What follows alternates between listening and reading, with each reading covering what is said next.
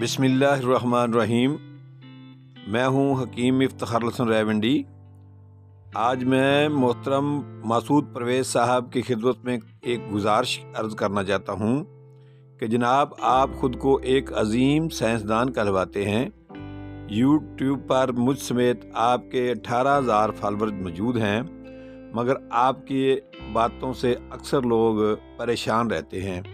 मिसाल के तौर पर कोरोना वैक्सीन के ख़तरनाक नताइज के हवाला से आपका मौजू नाकाबिले यकीन और हक़ैक़ के मुनाफी तो है ही। यूँ तो आपकी सारी की सारी ये वीडियो कन्फ्यूज़न से भरी पड़ी है। लोग यहाँ सिर्फ एक नुक्ता की वजाहत चाहते हैं कि कोरोना वैक्सीन से मुतासर होने वाले मरीज़ों का इलाज करने वाले आपके दोस्त डॉक्टर बकौल आपके रोज़ाना 700 मरीज़ों को चेक करते हैं। मासूद परवेज़ साहब, कोई डॉक्टर अगर 16 घंटे रोज़ाना काम करे, मुसलसल सुबह से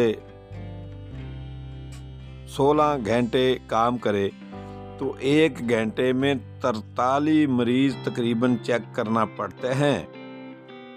तब जाकर एक दिन के 700 मरीज़ों की गिनती पूरी हो सकती है। तो ये कैसे मुमकिन है कि वो इतने मरीज़ रोज़ाना देख पाते होंगे?